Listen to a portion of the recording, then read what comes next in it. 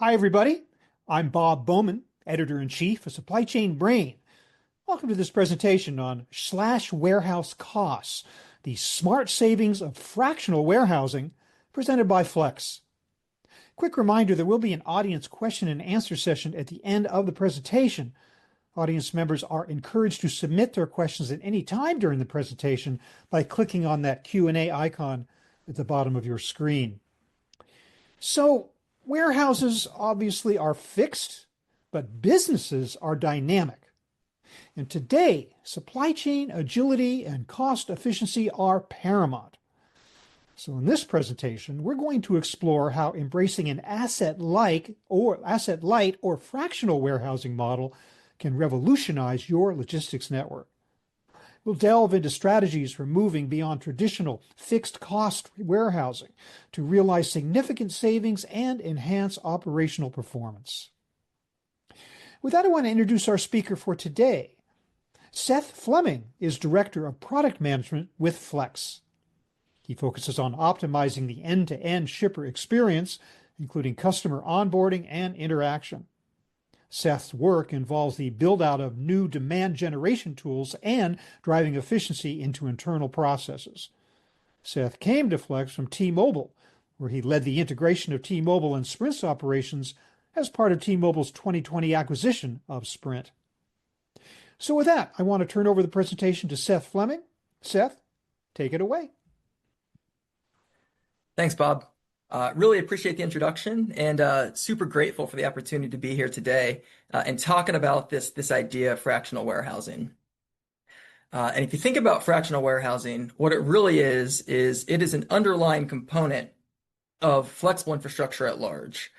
And flexible infrastructure, as the name suggests, is just that. It's the opportunity to build out a supply chain network, a supply chain infrastructure that has a lot more flexibility than what your traditional 3P or 1P builds might offer.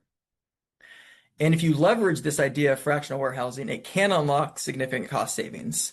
So let's talk about first, just to baseline and to set some context here, what I even mean when I say fractional warehousing. Really, there are two components. There is the space component, and then there's the time and the duration component. From a space component, we're talking about only utilizing the space that you actually need within a warehouse. So whereas a traditional 3P model, you might be required by contract to commit to say 50% or 80% or 100% of a building, with a flexible model, you're actually only utilizing the space that you truly need. Likewise, in this idea of fractionalizing time, you pay as you go. So again, in your traditional 3P contracts, oftentimes they're going to require that you sign a 3-year, 4-year, 5-year contract. When in reality, the need that you have might only be weeks or months or something less than those standard contract terms. And so breaking down time and breaking down space into these fractionalized notions, that's what we mean by fractionalization within the context of warehousing.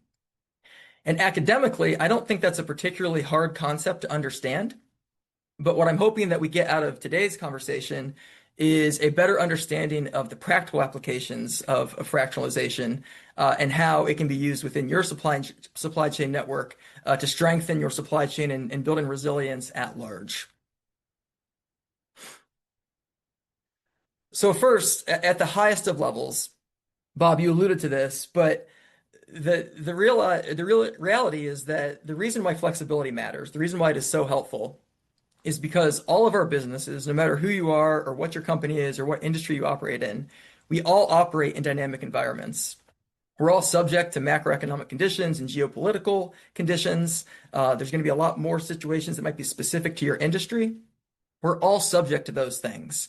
And while that's true, while our conditions are largely dynamic, our networks are often fixed. Meaning we've invested heavily in either the build out of a 1P or a 3P network, and it's hard for those networks to adapt at the same frequency and the same cadence that the larger environment in which we operate changes. So that can lead to a couple things, right? One, it can lead to poor economics, and we talked about this, right? When you are stuck in those long-term contracts, you're stuck in those longer-term commitments, that can lead to poor economics. if you're not actually utilizing those commitments to their fullest capacity because your business doesn't merit that you do so. You can counter that with this idea of transactional pricing, fractional warehouse space. Likewise, it exposes forecast inaccuracy. I've been in supply chain long enough to know that if there is one universal truth, it's that forecasts are always wrong. It's just a matter of how wrong they're going to be. When you're in a fixed environment, if your forecast is wrong by a certain multiple, you're going to be very exposed to either having way too much space or not enough space to properly execute your supply chain strategy. And again, that's where flexibility comes into play. You can build in those buffers either reactively or proactively to allow you to flex your space up or down as needed without those long-term leases. And then finally, in the build out of a traditional 1P or 3P network, oftentimes you're left with a lot of upfront expenditure, high upfront costs, a long time to deploy those solutions, the time to identify potential operators, to make a selection, to work through the legalities and the contracting, to get that operator stood up with racking and infrastructure. There might be system deployments and system integrations. All of those things add time and cost up front in building out a 1P or 3P network. Whereas if you have a flexible network, particularly if you operate through a single flexible provider that can unlock different flexible options for you, a lot of that CapEx disappears, or it's a one-time CapEx versus a repeat CapEx every time you need new space or with a new operator. So we're going to jump in with a little bit more depth. And in doing so, we're going to talk about a couple of things. We are going to talk about, there we go.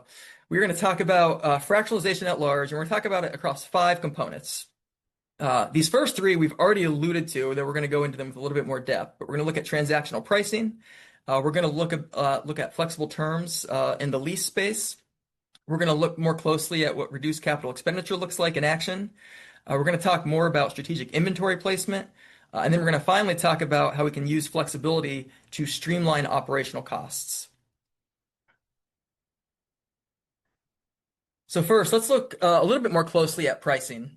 And at this point, I'm actually hoping that I've said it enough that people are starting to grasp what transactional pricing is. It's this pay-as-you-go model. So when you need the space, you pay for the space. And when you don't need the space, you don't pay for the space. It's really that simple.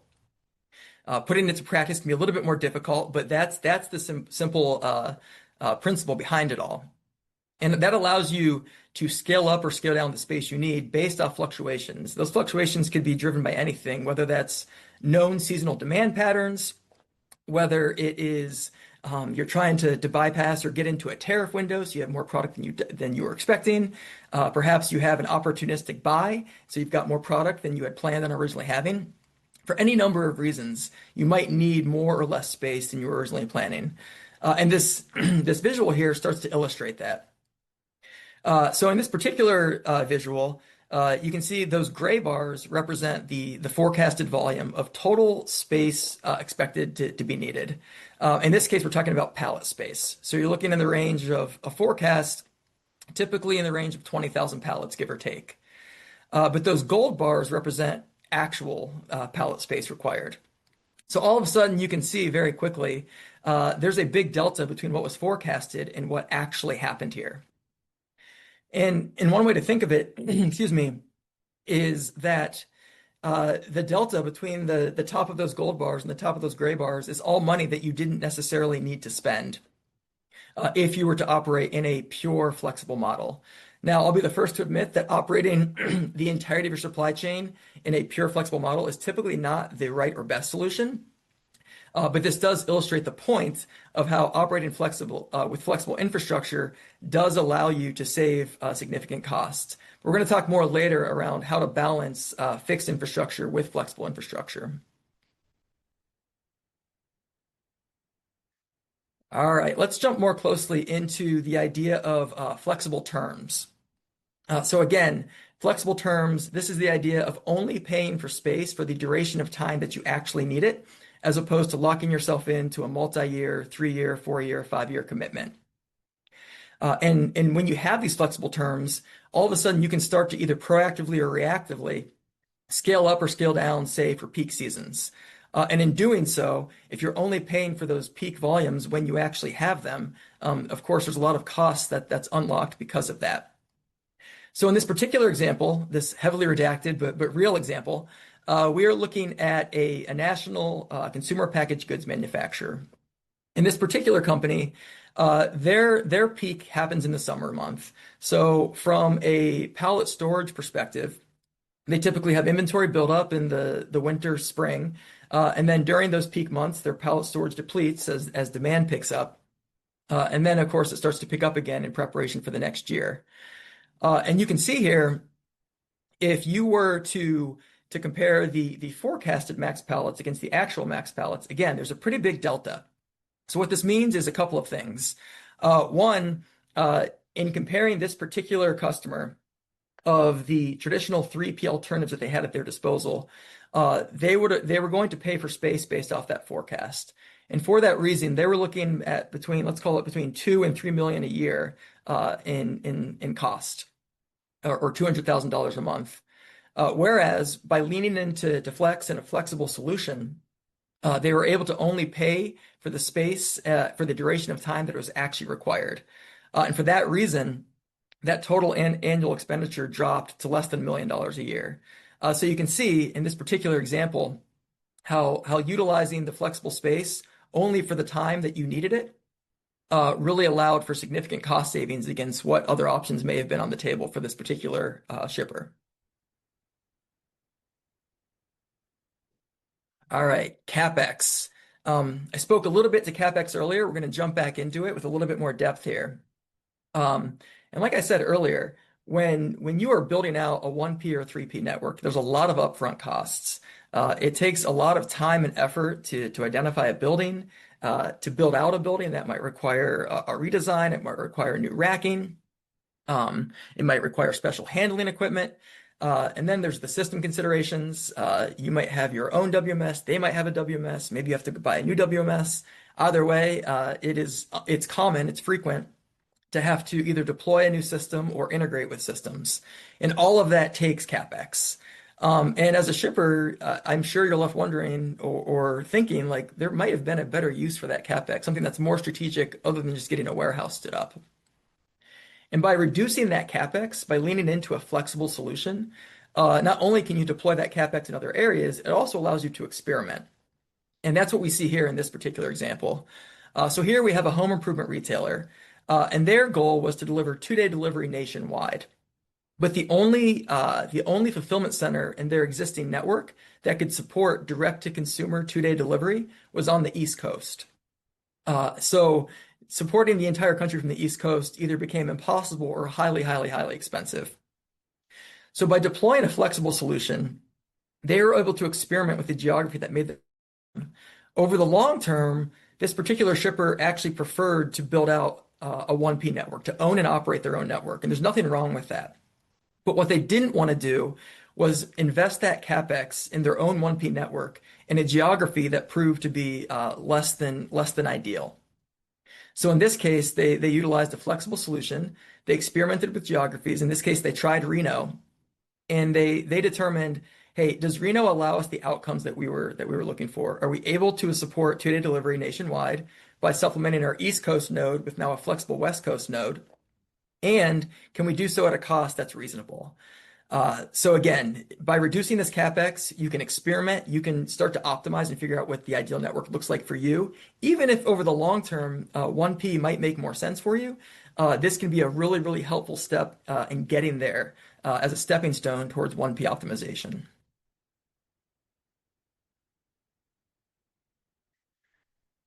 All right, flexible infrastructure also lets you get your inventory closer to where it needs to be.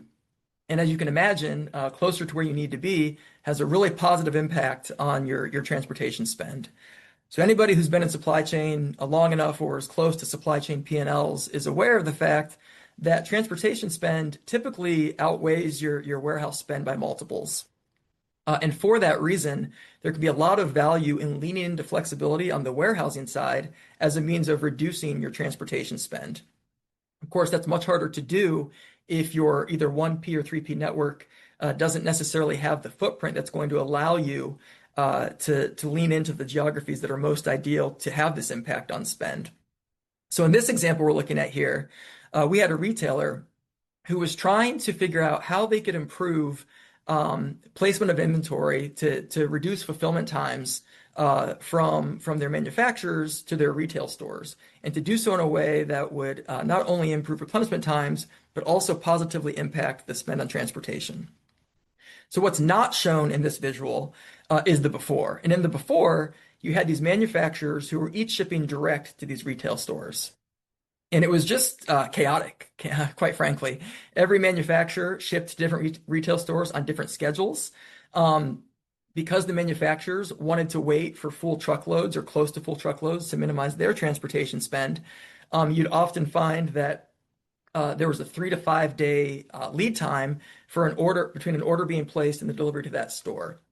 But what you see here is how a flexible solution allowed for consolidation and allowed for simplification of operations, and again to achieve the outcomes that they were looking for. So what they did is they deployed a flexible node between the manufacturers and the retailers. And in doing so, it allowed the manufacturers to consolidate inventory in the flexible node, and then from there, ship to the retail stores. The manufacturers could now send closer to full truckloads to the flexible node. The flexible node could then send closer to full truckloads and on a predictable schedule to these retail stores. And it increased that replenishment speed from 3 to 5 days previously down to 24 hours. Not only that, but the reason why they were experimenting here is because they were going through a period of rapid growth. And by having better inventory availability in their stores, they saw an increase in sales of 16%. So you can see across the board, from replenishment times to transportation spend to inventory availability, all of it was positively impacted by utilizing this flexible node in the middle. I want to call out here, this started off as an experiment for this particular example, for this particular shipper, but it worked so well that over the long term, they've actually deployed this repeatedly in markets where they're growing as a more enduring form of solution.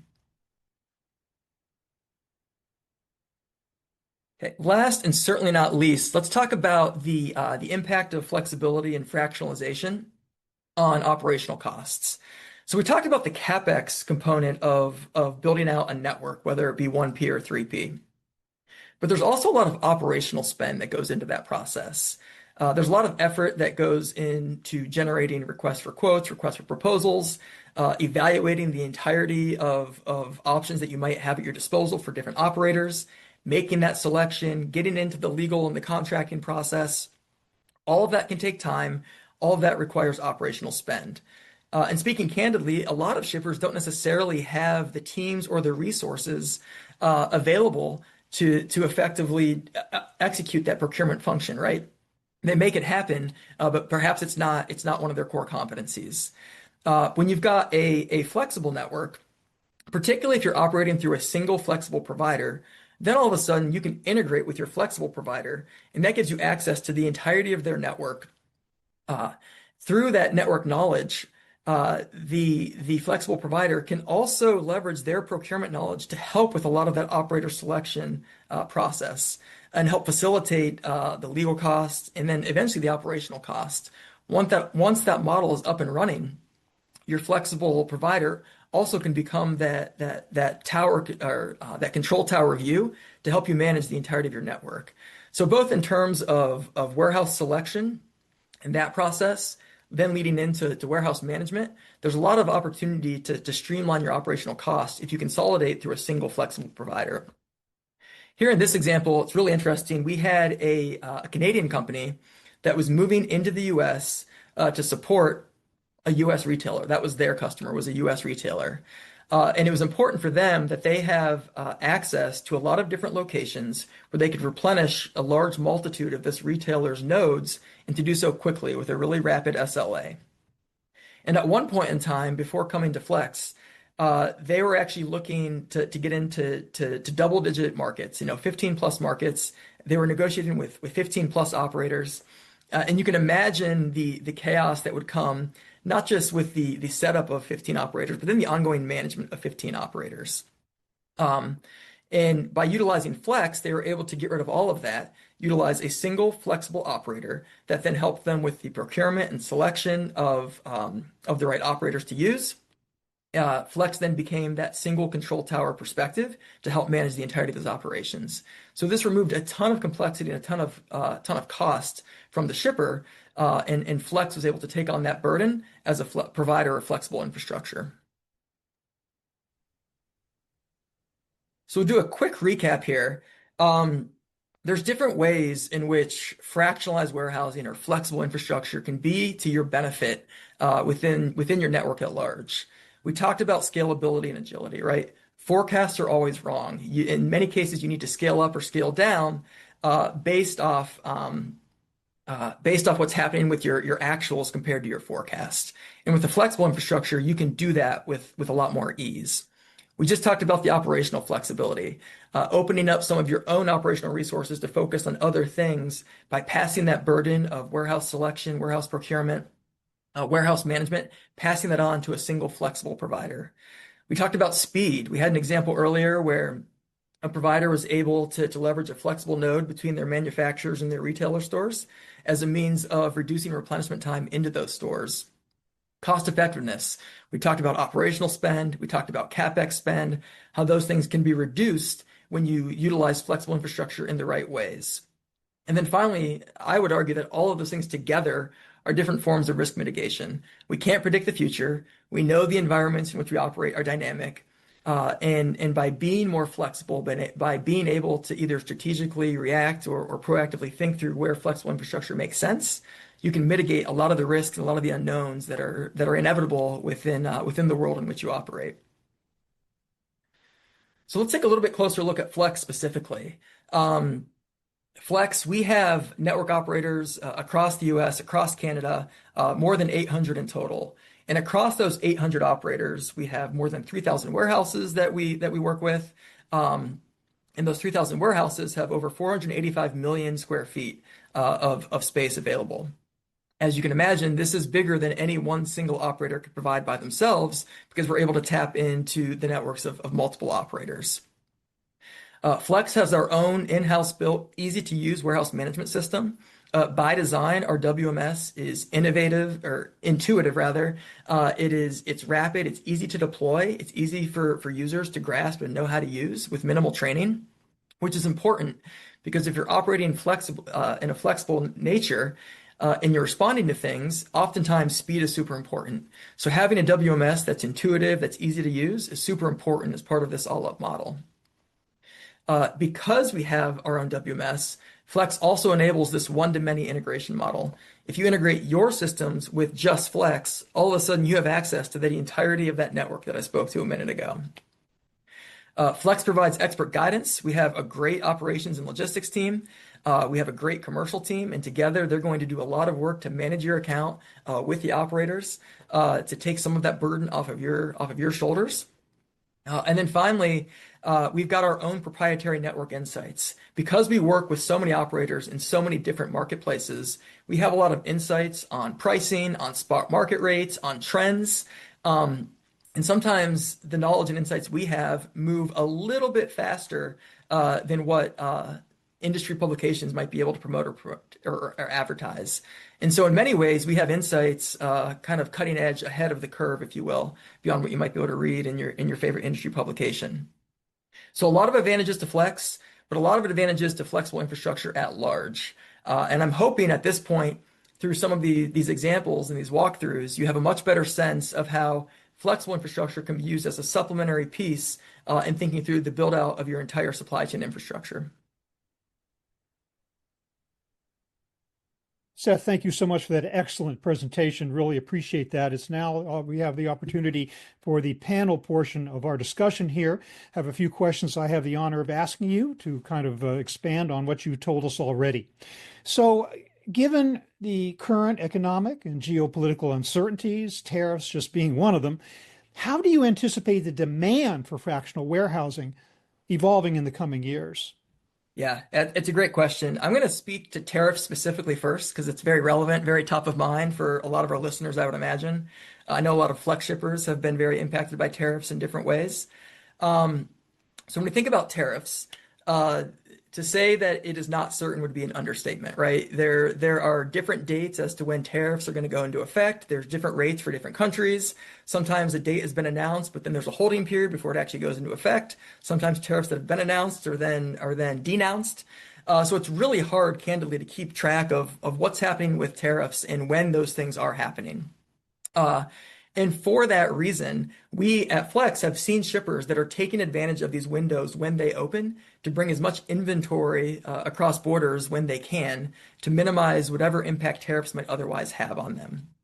And so for that reason, um, I don't have a lot of evidence to suggest that this uncertainty is going to stabilize in the next few years. I think the tariff chaos will likely continue. Um, so for that reason alone, I would anticipate there being an ongoing demand for flexible infrastructure. But an important second part of that answer is that there's going to be more awareness of flexible infrastructure. This is a relatively new concept, at least in the case of practical applicability of flexibility in warehousing specifically. Um, Again, it's not a hard concept academically, but it is new in the sense that a lot of shippers are still trying to figure out like what this is, how it works within their model, when and where and why and how they should utilize it. And so I think the combination of, I spoke to tariffs, but really geopolitical instability at large, that could take many forms. I don't necessarily want to speculate on what form it's going to take, but it can take many forms. But as shippers at large get more educated on what this is, on how it might work and apply to their model, I think you're going to see that increase in demand as shippers are able to operate more strategically to respond to those unknowns that comes from either geopolitical or macroeconomic Yeah, uncertainty. makes sense. So, are there certain industries or types of products where flexible warehousing is more or less beneficial? Yeah, I'll start in pure economic terms in answering that question, and then I'll transition into something a little bit more real or grokkable. But at large, I would say when the construct of a solution for which you are solving, for a problem that you're solving, if the construct of that solution is driven primarily by variable costs, fractionalization, flexible infrastructure probably doesn't actually make sense. However, if the cost structure of your solution is driven primarily by fixed costs, then all of a sudden flexible infrastructure makes a lot more sense. And if you think about it, fractionalization helps you reduce the time and the space that you're paying for, both of which are typically fixed costs, right? Because they're tied to contracts in these traditional models. And so this is oversimplified, but high fixed cost structure in your solution means flexible infrastructure is a more likely candidate to be the workable solution. High variable cost model, if that's the focus, fixed infrastructure might make more sense. But to be a little bit more real with this answer, to take it away from the economics specifically, I would say the more consistent, the more predictable your operation, the less likely flexible infrastructure makes sense. Um, I'm not unaware of the fact that it would be silly to think that flexible infrastructure is always the solution. And if you have a highly predictable business, or at least a part of your business that's highly predictable, um, you probably should look at fixed infrastructure where you can really focus on optimizing and squeezing every fraction of a penny of cost out of that operation. Yeah, Adding to well, that, though, when we get into to different verticals and different specializations, whether or not flexible infrastructure makes sense, I think is a lot more circumstantial. Um, and I think it depends on the certain capabilities you have within your network and how different those capabilities must be to solve a certain problem. So let me give you just an example. If I'm a retailer and 90% of my product line is sortable parcel size product, it might, and let's say I have relative stability and predictability around the volumes of that product, it might make sense to leverage fixed infrastructure. But if my other 10% is this heavy, bulky product, it's a pain to deal with, it requires special handling equipment, I can't store it as easily, it really disrupts the nature of my operations. In that scenario, it might make a ton of sense to look to a flexible solution, particularly because flexible solutions give you access to so many operators that someone out there can handle these heavy, bulky products in a way that might be more optimized than what you can handle internally. Beyond that, it's going to vary a lot from vertical and industry to when it might make sense versus not. But I think the overarching takeaway here is evaluate what are the capabilities of your current infrastructure, and think about, do those capabilities align with the entirety of your product network? Which part of your product is known, expected, predictable versus what's not? And then from there, you can start to parse out decisions and understanding of where it might make sense to operate with more of a flexible focus. Thanks. Well, I would wonder if the number of businesses out there that are marked by great predictability is shrinking all the time. But I guess there are some animals out there like that. Okay, so for companies who have actually adopted flexible warehousing, what are you seeing in terms of recurring usage, repeatability, and their ability to integrate this model as a core component of their capacity planning? Yeah. Um, It's a little bit of a mixed bag here. And the reason why I say that is because, like I said earlier, this is still new for a lot of people, right? So you've got some people who have sort of tried it, but they're figuring out like how it might work best. But then you have people who have really leaned into it. And to be really clear, when you lean into it, that doesn't mean that you use flexible infrastructure as the entirety of your supply chain network or your supply chain solution. What that means is that you have figured out how to best get that blend of fixed infrastructure with flexible infrastructure. And what we are seeing on Flex through our shippers and through our customers is that those who have learned to use it strategically, whether that be proactively or reactively, we have a lot of repeat customers who use it for those purposes. So there's different examples, right?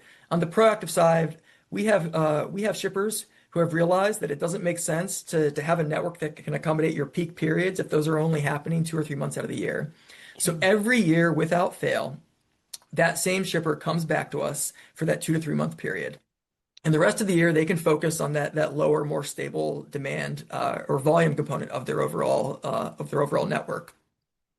We have other shippers who have really taken advantage of these tariff windows when they can, and they've come to us more reactively, but they have strategically embedded in their thinking and their planning, like, hey, I've got a problem. Flexible solutions might be the answer here. Like, let's pull that inbound cord and see what our options are to flexibly solve this, as opposed to trying to shoehorn a solution into our existing 1P or 3P network that's not really well equipped to accommodate handling whatever that problem is that they're facing. Okay, you make the great argument that actually flexible warehousing does have a lot of benefits for the user. But I'm wondering, based on your experience, what practical insights or best practices can you share with us that would help companies to actually maximize those benefits and ensure the success of flexible warehousing? Yeah, I think benefit maximization here is going to start to tease out with more granularity and more specificity specific to your company, um, where fixed makes sense versus where flexible makes sense. And then again, using those two concepts in conjunction as a combined team. Even if the majority of your business is somewhat predictable, and Bob, you said yourself, like that's increasingly rare, Yeah. particularly as the demands of the world evolve and change. But even if that's true, it might very well make sense to utilize your fixed infrastructure for that component. Um, but you have to then think, should I build a network that can accommodate the entirety of my challenges that I might face at any point in time? I would argue no. I would argue optimize for the pieces that you know, that you can predict, that are reliable, and then evaluate where flexibility makes sense as a supplementary piece to your fixed network. And I think the more you start to think about it strategically, not just where it makes sense, but also how do you utilize it? What are your internal processes that you've set up to sort of pull that cord to realize, hey, we have an event or a situation or a problem that we are trying to solve for. Flexible solution might make sense. How do you pull that cord and recognize those moments as early as possible, as a means of building the most resilient supply chain that you can? Yeah. I can't let you get away, Seth, without bringing up the topic that always comes into any discussion of supply chain today, and that is certain technology and AI specifically. So, how do advanced data and AI-driven insights specifically enhance the capabilities and the benefits of fractional warehousing? Yeah, what's interesting is I don't know if the AI itself actually makes fractional warehousing any better, but what it does do is it puts shippers in a much better position to understand when, where, and how fractionalization and having more flexibility starts to make a lot more sense. So, I have to assume that between either AI or just ever-evolving data assessment capabilities, um, shippers are going to start to know with a lot more clarity, hey, these are my trigger points. These are my leading indicators that I might have a problem. Um, and I think AI is going to put us in a position to recognize those leading indicators a lot sooner than what we can today. And so perhaps rather than utilizing flexible infrastructure in a purely reactive manner, perhaps there might be more situations where you can utilize it proactively. In some cases, that's already possible. We talked about peak demand as kind of sort of a known thing. Um, but what if AI could help you better predict when and where inventory shortages or when and where inventory surpluses or opportunistic buys might be a possibility? They might be able to help better predict when, where, and how geopolitical instability might become a challenge that would impact your supply chain directly. And as I Hmm. think these AI-driven insights allow us to recognize these things sooner, all of a sudden you can still have your flexible infrastructure as a means of solving those problems, but you can deploy that solution or be ready to deploy it quicker rather than operating in a purely reactive manner. Yeah, certainly one of the big selling points of AI is its ability to detect patterns that we may not actually see ourselves based on past history and be able to move that forward into future needs. Well, great. Thank you so much for that, Seth. At this point, in the few minutes we have remaining, I'd like to bring the audience in. I've already requested, and I continue to request that if you have any questions for Seth, please go ahead and post those in the Q&A icon at the bottom of your screen, and we'll get to as many of those questions as we can, time permitting. So, Seth, this question comes in and it says, for companies new to the concept of fractional warehousing, what's the very first step they should take to explore whether it's a good fit for their operation? It's that business evaluation, right? Really ask yourself, what are the greatest risks to the continuity of my business? Those could be risks that you're thinking about from a forward-looking perspective. It could be things that have impacted you in your past. But really go deep in asking yourself, what have been the most disruptive events to my business? And I know I keep using this word disruptive, but I should be really clear that sometimes disruption can be hidden.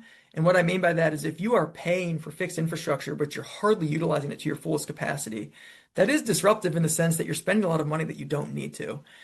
So be really holistic in your thinking, but apply that holistic self-assessment to your own business and really start to tease out where and why and how those pain points present themselves, whether they be business continuity pain points, whether they be financial pain points, but start to uncover those, tease them out, and then evaluate, okay, this is a thing where hopefully if I understand flexible infrastructure a little bit better now, this might make sense for me to utilize as a solution to solving this pain point. Yeah. I'm assuming that these shippers are going to want assurance from a provider like Flex that fractional warehousing, additional warehousing space will be available upon demand when they need it. They can't come to you and say, "I'm sorry, we're all booked up right now." Right. But with a network the size of yours, I guess that just doesn't really happen, right?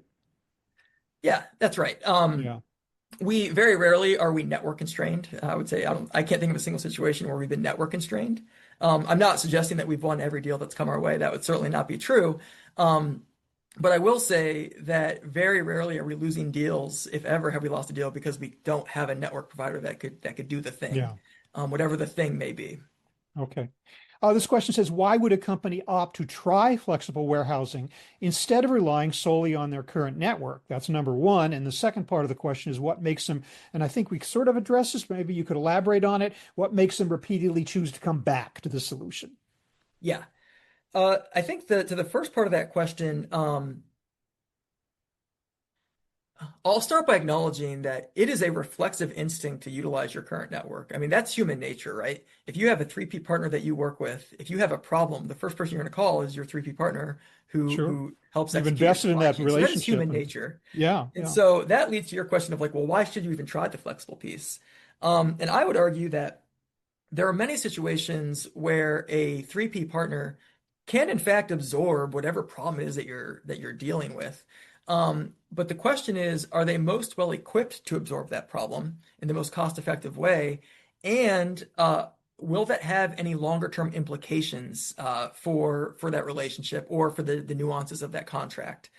Meaning, sure, they can absorb more volume, but wouldn't you know it, like your monthly minimum spend just went up, or it's going to have some implication for your contract terms, your duration, whatever it may be, right? There could always be a trade-off of if I'm going to do this for you as a shipper, I need to get this back from you on the operator side. Um, and so I think for that reason, it's worth just experimenting with flexible infrastructure. The beauty of it as well is it's inherently non-committal, right? We've talked about how you can do things for as long or short as you need to. And so I won't pretend that it's like cost free to set up flexible infrastructure, but it is very low cost in comparison to setting up your more permanent, your longer term infrastructure. And for Yeah, that reason, it might be worth experimenting with because of the non-committal nature. And you might find out, hey, this works great. This is a problem that I want to utilize flexible infrastructure to solve on a go-forward basis. Or you might find out, like, hey, this in this case it didn't work for me. Maybe there's other cases where it would. But because it's non-committal, you have that opportunity to experiment, which we saw in the use cases I spoke to earlier.